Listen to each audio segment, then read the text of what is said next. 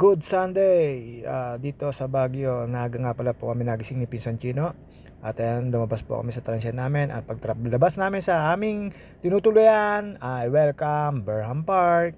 And 5:30 in the morning po yan dito sa Baguio. Naisipan po namin ni Pinsan Chino na pumunta kami at maglakad-lakad dyan sa Burnham Park. Tapos dumiretso kami sa may Baguio Cathedral. Siyempre, ano pang gagawin sa Baguio Cathedral? Wala namang ibang gagawin doon, kundi siyempre magmisa ka at umatin ng simba para din sa aming kapanatagan sa pagbiyahe at sa paggagala dito sa Baguio. Tapos ayan po, may nakasalubong po kami dyan ng mga AFP or sundalo na nagte-training. Nandyan po kami yan sa I Love Baguio. Ayan po, daan-daan lang po kami dyan, dire-diretso. Tapos ayan, Burnham Park po yan. Hasta mekos-mekos lang po kami dyan sa Burnham Park. At ang dami na pong gising at nagja-jogging. May nakita na po kami nagsisimba dyan. At syempre magpapakita po ang bida, madaling araw po yan. At napakalamig po dyan, pero tiis-tiis lang po. Baka masabihan matanda tayo. Ayan, naglakad na po ako dyan mag-isa. At syempre mekos-mekos na yan. At dire-diretso lang po tayo dyan. At ayan po yun, dire-diretso lang po ang kalsada na yan. At yan, malamig na yan. Siyempre, papakitang bida. At yan, mekos-mekos lang, dire-diretso lang po tayo dyan. At yun, at after po noon, nakita po namin yan, pagkaliwa namin doon sa may Burnham Park, sa may arkilahan ng bike. At nakita na po namin yung isang pulutong na yan na nag-training. At makikita po namin yan mamaya sa pupuntahan namin sa Olympic Pool ng Baguio City. At after po noon, siyempre, nandiyan na kami sa Harrison Road. Tatawid po kami papuntang Session Road. Doon po kami dadaan, maglalakad para papunta ng Baguio Cathedral. At yan, siyempre, hindi po kayo pwedeng maglakad basta tumawid sa basta-bastang kalsada kasi po madami pong naninita dyan at baka matikitan kaya ng 500. Malaki-laki din yun para sa paggagala. Ayan po, nagpakita po ang bida dyan, nagpapakit po yan. Madaling araw pa rin po yan, kaya medyo malamig dyan. Basta focus lang po kami dyan. Tapos ayan, nakarating na kami sa Session Road. After ng Session Road, ayan, papaning na po kami, nagliliwanag na po dyan sa Session Road. Dyan uli kami dumaan kasi wala naman po kayo ibang dadaan ng paglalakad, kundi ang Session Road papanig ng Baguio Cathedral. At napili po namin na dumaan doon sa may mataas na hagdan, siyempre para din na sa mga tuhod na nilalamig. Kaya doon ho kami dumaan. At hindi ko kayo pwede basta tumawid dyan, kaya hanap po kayo ng pedestrian lane sa mga nagpupunta ng Baguio. At nakakaya naman po sa mga taga Baguio, may disiplina po sila lalo sa pagyoyosi. Wala ko kayo makikita nagyoyosi dyan o nagbe-vape basta-basta. At sa tamang tawiran lang po tayo dapat para hindi po tayo masita ng mga kapulisan o ng mga ibang taga rito na siyempre nakakaya naman sila. May disiplina tayo mga turista, hindi man lang tayo susunod sa kanila.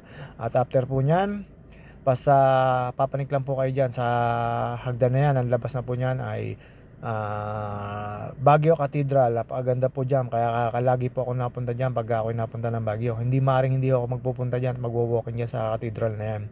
Siyempre nagpapasalamat kay Papa Jesus sa buhay na binigay, tapos sa kalakasan, tapos sa mga lahat ng nararanasan natin sa mundo, nagbigay ni Lord. Nagpapasalamat tayo. Kaya ang JT sa akalan po, akala nyo po may isa na banal-banal tayo. Ayan, tinapos po namin yan. Matapos nyo po yung hagdan na yan, makikita nyo na po dyan yung entry sa tagiliran ng Baguio Cathedral. Yan po yung gilid, dyan po kayo papasok. At swerte naman po kami at inabot namin ang misa. At ayan po, nasinerte na po, napagpaling po namin dyan. At after po nyan, last hagdan na yan, at nagmimisa po si Father. At ayun po, syempre hindi naman po pwedeng hindi tayo magsisimba. At nandiyan na po yung misa. Ayan po yun, tagiliran lang po yan ng Baguio Cathedral. Ayun po yung harapan, yan, nasa kanan na yan. Pasok po kami dyan ni Pinsan Gino para matin na misa, magpasalamat kay Papa Jesus at sa safe na namin paglalakbay sa kahabaan ng mga expressway, lahat ng dinaan namin. At syempre, hindi naman po tayo papasok din naman po tayo dyan. At syempre, sa Katoliko po tayo, kailangan po natin magdasal, humingi ng ibang wish kay Lord at sa kalusugan. Ayan po, umupo na po ako dyan. At syempre, nagsisimula na po ang misa. At tumipat ako sa kabila dahil di akagaw ko ni Pinsan Gino dyan sa kabila. Tapos after po na misa, Ayan na po, papakita ko po sa inyo ang harap ng Baguio Cathedral. Ayan po yung pinaka-front ng Baguio Cathedral. Kaya po, kung nagtataka kayo ba't parehas lang, ayan po yung front niya. At dyan po kayo maglalakad. Marami po napasok na dyan kasi meron pang second mass dyan kasi Sunday ngayon. At yan, medyo may kaginawan. And after po namin dyan, syempre, lalakad lang huli tayo. Ayan, ayun na po yung pababa ng Baguio Cathedral. Ayan. Hocus Pocus na wa, Mekos na yan, Tornado na yan, mga insan, more masala. At ayan po, after po niya namin magsimba, dumiretso kami sa may Olympic pool ng ng Baguio. Diyan po sa Baguio, syempre, marami po tayo diyan makikita at lakad-lakad po kami ni Pinsan Chino diyan. Pagpasok po diyan sa loob, syempre, papakit po kami diyan ni Pinsan Chino. Pasok lang po kami diyan ni Pinsan Chino. Pagpasok po namin dyan ni Pinsan Chino dyan sa Olympic Pool, titigilin po kayo ng guard kasi may bayad na po siya ngayon. 25 pesos pagka po kayo regular na walking dyan na magpapapawis. 10 pesos pagka ikaw ay government employees. At ayan, nagbayad na po si Pinsan Chino, nilampasan ko na po siya dyan. Siyempre, ang bida, magpapakit yan, tatali niya ng sapatos niya, peeling yan, pero magwo-walking lang naman, siyempre. Papakit lang naman siyempre si JT sa Akalam dyan. Ayan. At after po niyan, syempre may mga kasabay ho kami dyan na mga nagpupulis at nagsusundalo. At napakasarap naman po makita sila dyan na nagte-training. Ayan po yung nasa likod ko, nagte-training po yan. Ayan, nagpapakit. Ang tagal po magtali ng sapatos ni JT Sakalam. Feeling pakit kala mo atleta pero syempre hindi naman pwedeng hindi ko yayakagin dyan si Pinsan Chino na mag-walking dyan kasi dito lang meron yan. At ayan po, pagkatapos ko po nun, ngayon, sabay na po tayo, walking lang. Ayan, ate, shoutout sa'yo, ang gandang officer niyan. At ayan po, ang dami po nagte-training ngayon dyan. At napatsyempa naman kasi Sunday, kaya po napakasarap po mag-walking dyan. Ayan po. At may nakasabay po ang mga AAP dyan. At nagsisisigaw, ayan yung mga nasa likod na nakaitim na yan. Makakasabay ko po mamaya, ayan, makikita nyo po. Siyempre, feeling commander ako dyan. Akala nyo mataas na officer, pero saan ka? Nagmamarites lang po ako dyan. Hindi po ako kasali dyan sa mga yan. Makita nyo na po, iba uniform ko. Yung uniform kong yan, kahapon ko pa suot. Hindi pa ako naliligo kasi maginaw. At ayan po, makikita nyo, nausok-usok na naman ang bibig ko dyan. Sobrang lamig. Ayan, panayambog ako na naman ng usok dyan. At after po nyan, siyempre, walking na po ako. Ayan, pinakita ko na po yung Olympic pool na may mga nagja-jogging na lumalampas sa akin. Ako, nagwa-walking lang po ako dyan. Hindi po ako nagja-jogging dyan kasi medyo tinatamad. Sobrang lamig. Triple lamig po ngayon dyan sa Baguio City. At napakasarap naman po na mag-walking dyan kahit paano. Papawisan ka ng konti, tapos tuyo agad.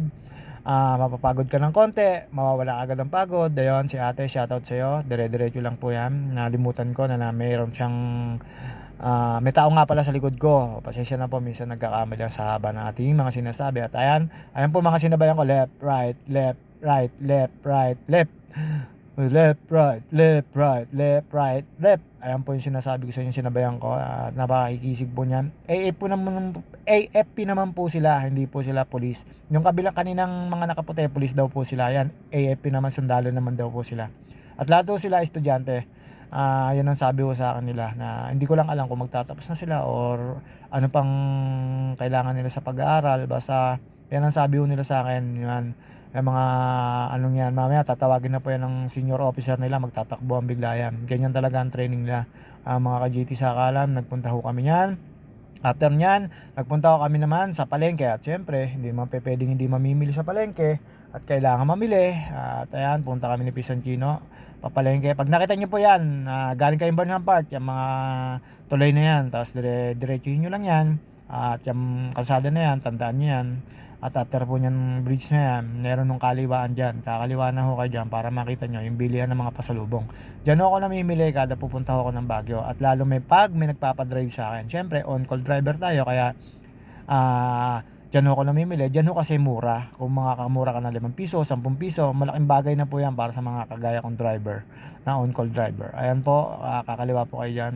Napakalamig pa rin po dyan, pero kaya na naman po kasi napagpapawis na kami ng konti dun sa obstacle pool ng Baguio. Pagpasok nyo po dyan, ayan na po, makikita nyo na po yung pamilya na yan. At syempre, ang JT Sakalam, yan ang mga gusto minsan. Dyan yung papasok ka dyan, tapos hahanapin mo yung karinderyang pinakamasarap dyan, ituturo naman ng mga taga Baguio yun, kahit papano. Doon kayo kumain, ganyan, at yun. Hanap-hanap lang po tayo dyan, may cosmetics lang po tayo dyan. Ibibili ko lang dyan si manager number 1, manager number 2, at yung lagi kong kasamang magkapatid at si madam. At ayan, basta pag ginala nyo po yan, makikita nyo lang po yung kalsada na yan. Hindi na ho kayo maliligaw dyan, basta babalik lang ho uli kayo sa pinagdaanan nyo. At after po noon, hinahanap na namin ang kinakainan namin dyan ni Pinsan Chino. Si Pinsan Chino na lagi kong kasama dyan, papunta dyan yearly, parang panata na namin, sabi niya sa akin. Tapos ayan, makikita na po namin dyan, opo, si JT Sakala may nakain sa ganyan. Ayan, napakasarap po. In order ko po aso, pero wala na naman pong aso.